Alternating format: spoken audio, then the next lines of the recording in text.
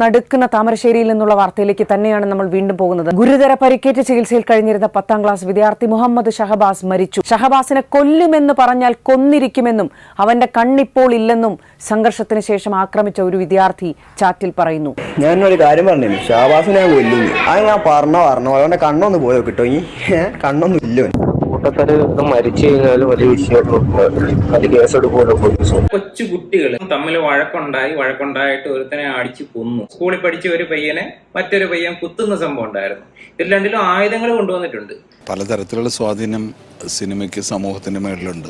നമ്മുടെ സ്വഭാവ രൂപീകരണത്തിലും ദൈനംദിന ജീവിതത്തിലൊക്കെ വലിയ വ്യത്യാസങ്ങൾ വരുത്തുന്നുണ്ട്. റൈഫിൾ ക്ലബിന്റെ കാര്യത്തിലോട്ട് വരികയാണെന്നുണ്ടെങ്കിൽ അതൊരു വീഡിയോ ഗെയിം കാണുന്ന പോലെയാണ് ഷൂട്ടിംഗ് സീനുകൾ കാണേണ്ടത് എന്നുള്ള നേരത്തെയുള്ള ഒരു ധാരണയുടെ പുറത്താണ് സത്യത്തിൽ അതിനെ അങ്ങനെ കൊറിയോഗ്രഫി ചെയ്തത്. ആഷിഖ് കൂടെ ചെയ്തിരിക്കുന്ന ചെറിയൊരു മാർക്കറ്റിംഗ് സ്ട്രാറ്റജി മാത്രമാണ്. റൈഫിൾ ക്ലബ് എന്ന് പറയുന്ന സിനിമയുടെ കാര്യം എടുത്തു പറഞ്ഞിട്ടാണ് ഇത് ചെയ്തേക്കുന്നത്. അദ്ദേഹം തൊട്ടുമുമ്പ് ഇറക്കിയ സിനിമയാണ്, നെറ്റ്ഫ്ലിക്സിൽ റിലീസ് ആയിട്ടുണ്ടായിരുന്നു. നെറ്റ്ഫ്ലിക്സിൽ നിന്ന് ഇതിന്റെ റിട്ടേൺ കിട്ടി തുടങ്ങണമെന്നുണ്ടെങ്കിൽ ആൾക്കാരുടെ വ്യൂവർഷിപ്പ് അനുസരിച്ചിട്ടാണ്. അപ്പൊ മാർക്കോ എന്ന് പറയുന്ന സിനിമയ്ക്ക് നടക്കുന്ന ചർച്ച അത്രത്തോളം ചർച്ചയൊന്നും ഇതിന് നടക്കുന്നില്ല. അല്ല, ഈ ചെയ്തത് ആ സിനിമയിൽ ചെയ്ത വയലൻസ് തെറ്റാണ് എന്നൊന്നും ഇതിനകത്തൊന്നും പറഞ്ഞിട്ടില്ല. അത് മാത്രമല്ല, ആഷിഖ് അബുവിന്റെ ചിത്രത്തിനെ കുറിച്ചിട്ടുള്ള വിമർശനമാണെന്നുണ്ടെങ്കിൽ ഇടുക്കി ഗോൾഡ് എന്ന് പറയുന്ന ചിത്രത്തിനാണ് ഏറ്റവും കൂടുതൽ വിമർശനം ഏറ്റുവാങ്ങിയത്. അതിനകത്ത് ലഹരിക്ക് കുട്ടികളെ അടിമയാക്കാൻ സാധ്യതയുണ്ട് ആ ചിത്രം കണ്ടതിന് ശേഷമൊക്കെ. അതിനെക്കുറിച്ച് മെൻഷൻ ചെയ്യുന്നതേ ഇല്ല.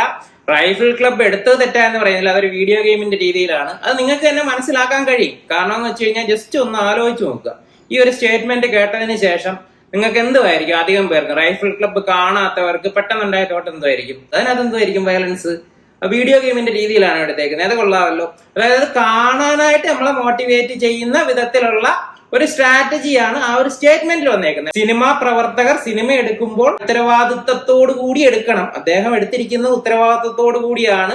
അതൊരു വീഡിയോ ഗെയിം കാണുന്ന രീതിയിലാണ് എടുത്തിരിക്കുന്നത്. അതാണ് ഈ സ്റ്റേറ്റ്മെന്റ് എന്ന് പറയുന്നത്. അല്ലാതെ സ്വയം വരുത്താവുന്ന ചേഞ്ച് ഒന്നുമില്ല. ഇടുക്കി ഗോൾഡ് പോലൊരു ചിത്രം ഒരുപാട് ചർച്ച ചെയ്യപ്പെട്ടതാണ്.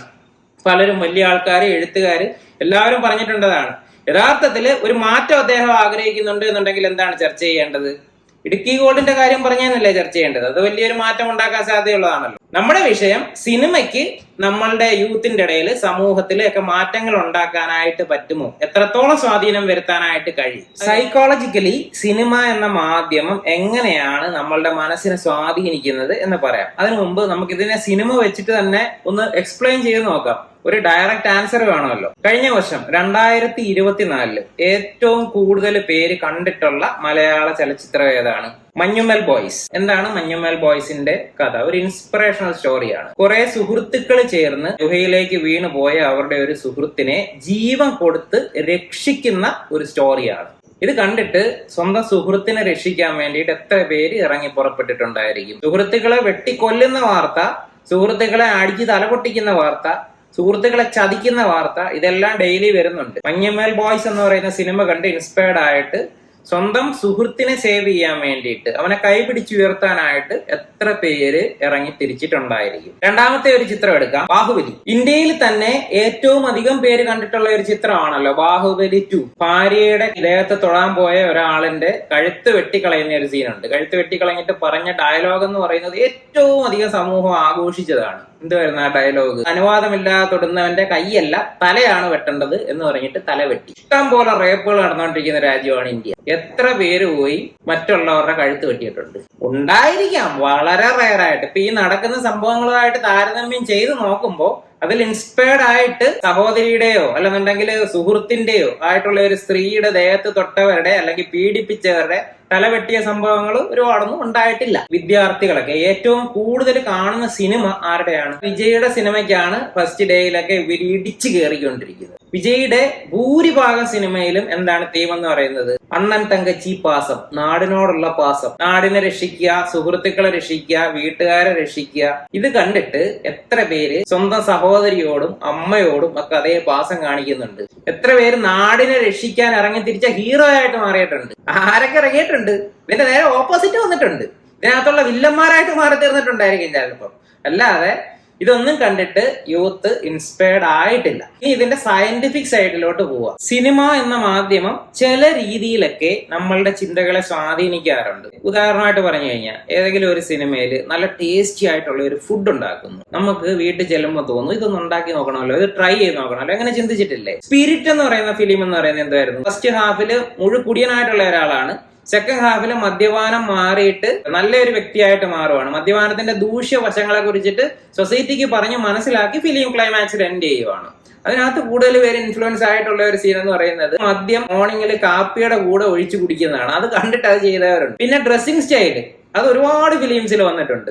ഇപ്പൊ പ്രേമത്തില് ആ ബ്ലാക്ക് കളറ് ഉടുപ്പും മുണ്ടും ഒക്കെ കൊടുത്തിട്ട് യൂത്ത് ഓണാഘോഷം നടത്തി, അങ്ങനെ ഒരുപാട് സീനുകൾ ഉണ്ടായിരുന്നല്ലോ. പുലിമുരുകനകത്തെ ഡ്രസ്സിങ്ങിന്റെ സ്റ്റൈല്, കാലിലെ ചെരുപ്പ്, ഇതെല്ലാം റിപ്പീറ്റ് ചെയ്തിട്ടുണ്ട്, അതെല്ലാം കോപ്പി ചെയ്തിട്ടുണ്ട്. എക്സ്റ്റേണൽ ഫാക്ടേഴ്സ് കുറെ നമ്മളെ ഇൻഫ്ലുവൻസ് ചെയ്യാറുണ്ട്. എങ്കിൽ തന്നെയും പേഴ്സണാലിറ്റി ചേഞ്ച് ഉണ്ടാക്കുക എന്ന് പറയുന്നത് ഒരു റയറസ്റ്റ് ആയിട്ടുള്ള പോസിബിലിറ്റി ആണ്.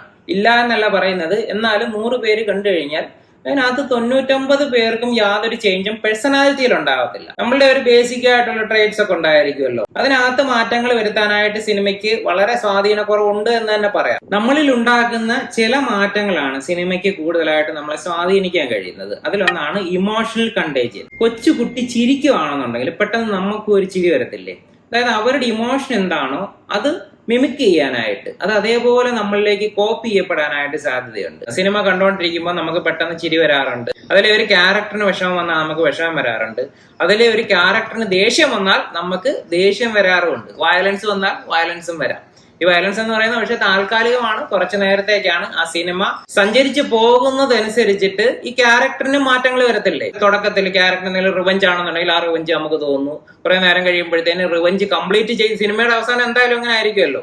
റിവഞ്ച് അയാൾ പൂർത്തിയായി കഴിയുമ്പോഴത്തേന് ആശ്വാസത്തോടു കൂടി അദ്ദേഹം എവിടെങ്കിലും ഇരിക്കുന്നു. അപ്പൊ ആ ക്യാരക്ടറിന്റെ ഇമോഷൻസ് അനുസരിച്ച് അതേപോലെ തന്നെ സഞ്ചരിച്ച് പോയി സിനിമ തീരുമ്പോൾ ഇതും തീർന്നു പോകാറാണ് പതിവ്. ഇനി അതല്ല, നിങ്ങളിപ്പോ സിനിമ പൂർണ്ണമായിട്ടും കണ്ടില്ല, റിവഞ്ചിന്റെ ആ ഒരു മൈൻഡ് സെറ്റ് മാത്രം കണ്ടതിന് ശേഷം നമ്മൾ ഡിസ്ട്രാക്ട് ആയി വേറൊരു കാര്യത്തിലോട്ട് ചിന്തിച്ചു പോവുകയൊക്കെ ചെയ്യുവാണെന്നുണ്ടെങ്കിൽ ചിലപ്പോൾ അത് മനസ്സിൽ നിലനിൽക്കാനുള്ള സാധ്യതയുണ്ട്. വളരെ വീക്കായിട്ടുള്ള മൈൻഡ് സെറ്റ് ഉള്ളവർക്ക് അത് കൂടുതൽ നേരം നിലനിന്ന് പോകും. റോൾ മോഡലായിട്ട് സിനിമാ താരങ്ങളെ കാണുന്ന ഒരുപാട് പേരുണ്ട്. ചില വ്യക്തികൾ ആ സിനിമയിലുള്ള ക്യാരക്ടറിനെ തന്നെ റോൾ മോഡലായിട്ട് കാണാനുള്ള ചാൻസ് ഉണ്ട്. വയലൻസ് എന്നൊക്കെ പറയുന്നത് ആ സിനിമയിൽ ഒരു ക്യാരക്ടറിന്റെ ജീവിതത്തിലെ തന്നെ ഭാഗമാണ്.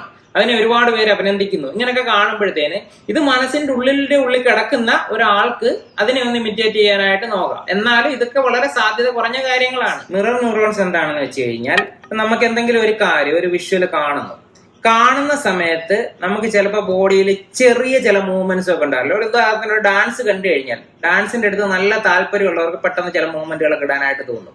ചില നല്ല പാട്ടുകൾ കേട്ട് കഴിഞ്ഞാൽ ചില ചുണ്ടനക്കാനായിട്ട് തുടങ്ങും. അങ്ങനെ നമ്മൾ അറിയാതെ സബ് കോൺഷ്യസ്ലി സംഭവിക്കുന്ന കുറച്ച് കാര്യങ്ങളുണ്ട്. അതിനെയൊക്കെ കൺട്രോൾ ചെയ്യുന്നതാണ് മിറർ ന്യൂറോൺസ് എന്ന് പറയുന്നത്.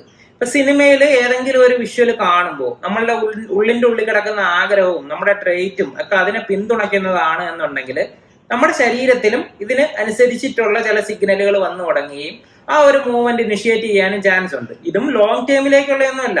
ഒരു ഡാൻസ് കണ്ടുവെന്ന് എഴുതിയിട്ട് ആ ഡാൻസ് തീർന്നു കഴിഞ്ഞിട്ട് അവിടെ ഒന്ന് ഡാൻസ് ചെയ്യുന്നവർ കുറവായിരിക്കത്തില്ലേ? ചിലരുണ്ടായിരിക്കാം.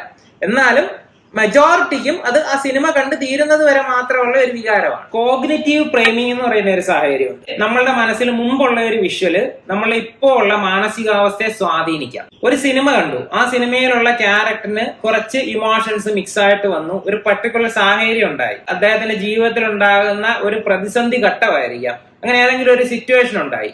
ആ സിറ്റുവേഷനിൽ ആ നായകൻ അല്ലെന്നുണ്ടെങ്കിൽ ഫിലിമിലെ ആക്ടർ ഇന്ന രീതിയിലായിരിക്കും ആ സിനിമയിൽ പ്രതികരിച്ചത്. ഇത് ഡീപ്പായിട്ട് നമ്മുടെ മനസ്സിൽ പതിഞ്ഞിട്ടുണ്ടെന്നുണ്ടെങ്കിൽ സമാനമായിട്ടുള്ള ഒരു സാഹചര്യം നമ്മുടെ ജീവിതത്തിൽ ഉണ്ടാവുകയാണെന്നുണ്ടെങ്കിൽ ഇത് കോപ്പി ചെയ്യപ്പെടാനായിട്ടൊരു സാധ്യതയുണ്ട്. അതും വീക്കായിട്ടുള്ള ആൾക്കാർക്ക് മാത്രമാണ്, അല്ലാതെ ബോധമുള്ളവർക്ക് ഇതൊന്നും കണ്ടു കഴിഞ്ഞാൽ ഒരു വിഷയമേ അല്ല.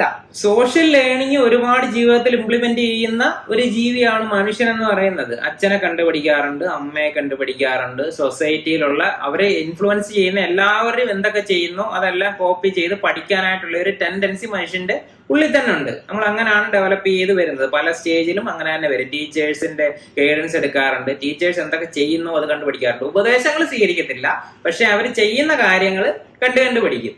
ഇതേപോലെ തന്നെ സിനിമയിലുള്ള ക്യാരക്ടറിനെയോ സിനിമാ നടനെയോ കോപ്പി ചെയ്ത് അത് ജീവിതത്തിൽ കൊണ്ടുവന്നിട്ട് പഠിക്കാനും ശ്രമിക്കാറുണ്ട്. അങ്ങനെയും വേണമെന്നുണ്ടെങ്കിൽ ക്യാരക്ടർ ചേഞ്ച് ഗ്രാജുവലി ഉണ്ടാകാം.